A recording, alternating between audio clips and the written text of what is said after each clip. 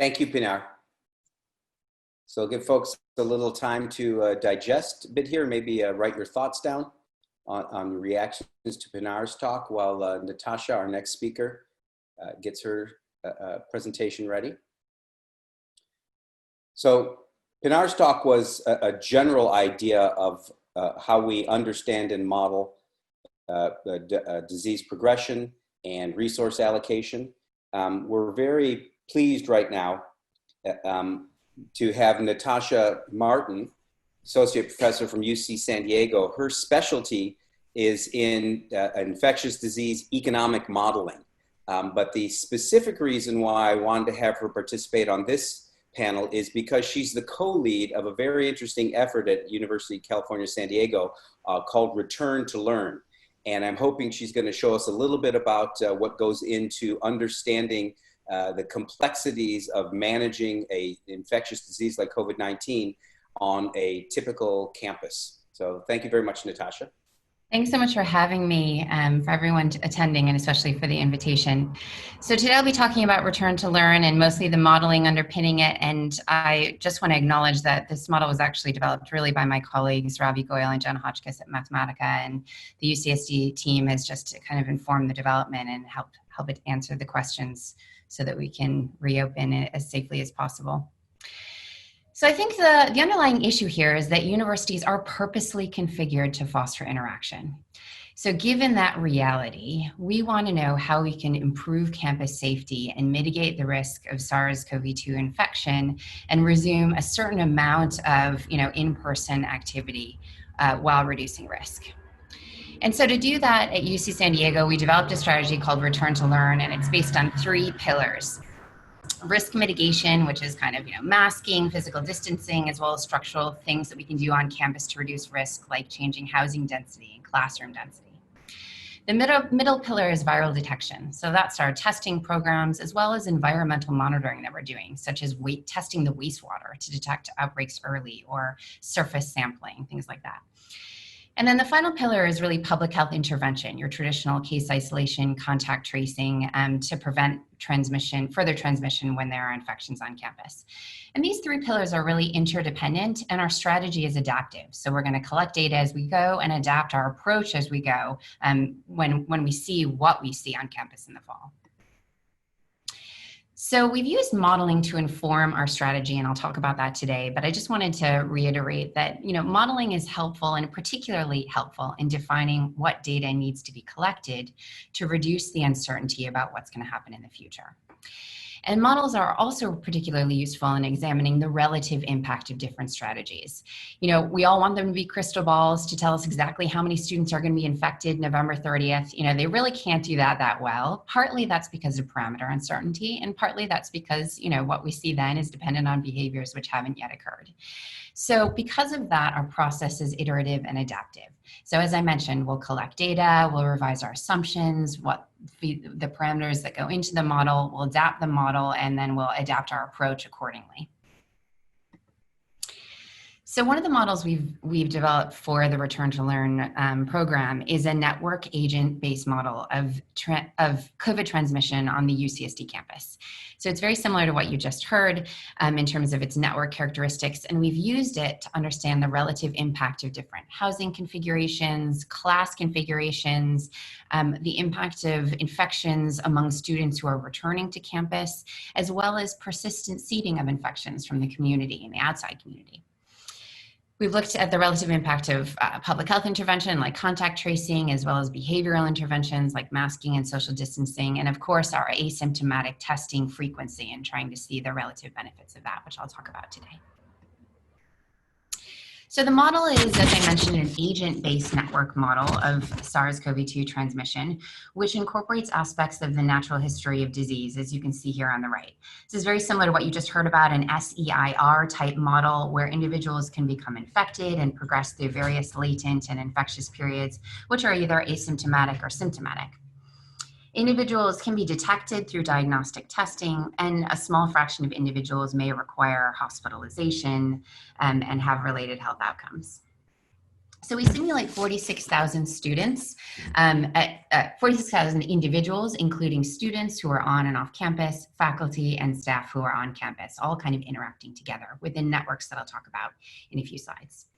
As I mentioned, we include outside infections, so a sort of bolus of infections at the start of term, as well as ongoing importation from the community. And we actually estimate the true incidence of infection in the community through a separate suite of models that we've developed that estimate and forecast community level transmission. We incorporate testing through our PCR testing program. At UC San Diego, we have an entry testing protocol. So every person is required to be tested prior to reentry of campus, and residential students will actually be tested twice on arrival between a 10-day period. That sort of entry-level testing we assume will catch the majority, though not all, of infections, and therefore we kind of start the term with some infections that remain undetected. And then, of course, we implement periodic testing at various frequencies. Our approach right now is mandated testing 2 times a month for students who are residing on or coming to campus. Faculty and staff, the testing is voluntary, and we encourage them to test twice a month. We simulate public health intervention like isolation and contact tracing and quarantine interventions. And we also look at scenarios with masking and social distancing. Here I'll show you a scenario where we assume a 50% reduction in transmission because of these efforts. And then this is the network part of the model. So this shows you the networks of an on-campus student. This is based on actual housing and class registration data, which we've looked at last year in kind of a normal year, and this year with our approaches. So an individual who's an on-campus student here in the red is situated within a room with 1 or more roommates. In the fall, we'll only have singles, but in other years we have doubles or triples. Those rooms are situated within suites that may have a shared bathroom and that are within a residence. So those students are then also allocated to classes of different sizes based on actual class registration data. And those are fixed networks. They do not change over the course of the term. But we also assume that individuals are just interacting through general campus interactions as they walk around or go out to eat. And that is a network that changes every day. So all of the individuals in our simulation have some random chance of interacting on campus. Now, the model also includes off-campus students, faculty, and staff who are coming to campus to interact, and we assume that individuals who reside off-campus have this kind of background risk of incident infection due to residing in the community. So one of the things we can look at with these network models are what we have examined here, which is average outbreak size, which is the size of an outbreak linked to a single viral introduction. And here what I've shown you is the model results looking with different structural configurations of campus. So the left-hand side is doubles and in-person instruction, kind of like our status quo.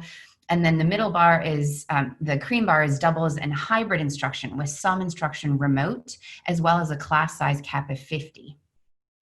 The yellow bar is actually what we're doing this fall. That's single bedrooms only and hybrid instruction with a class size cap of 50. So you can see that with these structural changes that we've made to campus, we've dramatically reduced the average outbreak size by about 75% to, on average, less than 20 infections for each introduced viral introduction. Now, the right-hand bar in navy is the important impact that masking and social distancing can have on reducing that outbreak size and transmission on campus. With our estimates, if we assume a 50% reduction in transmission, can actually reduce that average outbreak size per viral introduction to below 2. So this slide examines how asymptomatic testing frequency affects the size of the outbreak associated with each viral introduction. I know this is a complicated slide, so I'll walk you through it. On the left, you can see that with our structural interventions and masking scenarios, the average outbreak size is very low, less than 2, regardless of the testing frequencies that we look at, from monthly all the way down to 2 times a week. So the average outbreak size is low regardless of testing. But in the middle figure, I've shown you the distribution of outbreak sizes. And here you can see that the vast majority of outbreaks are expected to be small, less than 10 infections for each viral introduction. But with a small number can exceed 20 infections on the right. And on the very right-hand side figure, I've shown the maximum outbreak size. And here you can see a greater impact of increasing testing frequency. And that as we test more frequently, we can reduce the maximum outbreak size, and that that basically reduces the likelihood of very large outbreaks on campus. However, I would note that actually there's quite a lot of uncertainty in what that maximum outbreak size is due to just stochasticity and behaviors that we don't know yet. But again, the most impact we see is on this maximum outbreak size. So here we look at the impact of testing frequency on the cumulative number of infections across the total 10-week term. Before I was showing you for every introduction, how big does that cluster grow? Here I'm saying, how many total infections do we expect with our various testing frequencies? And the yellow shows you the expected number of infections that occur just from the outside community imported in, and the blue are the infections on campus due to campus transmission. So you can see as we increase testing, we can reduce that blue fraction, the fraction of transmission on the campus community, but it doesn't have any impact on just the external risk of infection in the community. Now, of course, it's important to note that the true number of infections that we'll see over the course of the term is highly uncertain and really dependent on a lot of things, probably the most important, which is student behavior, as I mentioned. And finally, this slide examines the relative impact of using less sensitive tests. So what if we can use a test that's cheaper, less sensitive, but we can test more often? And it shows, like several other investigators have shown, that really reducing test sensitivity has a marginal impact on cumulative infections. And it's more important to test more frequently, even if you have a less sensitive test. So in conclusion, I think what we're trying to do here with Return to Learn is to use the university as a model to develop approaches and tools for the community beyond to inform their COVID response strategy. And what we're really trying to do is to integrate multiple types of data, like the types of data you see on this slide, to develop what we're calling this kind of multidisciplinary integrated real-time intelligence system, or what we call SMART. So the model, the transmission model that I've shown you here today already integrates the data that's in black on structural interventions that I mentioned, testing, a bit of behavior in terms of masking and distancing, and public health intervention pieces. But what we want to do is expand this model to incorporate other data as we collect it in red. So we are collecting, for example, proximity data, Bluetooth bumps between students on their cell phones, GPS data, to try to understand contact networks on campus, what contact networks are like among students, and where on campus we see kind of elevated contacts.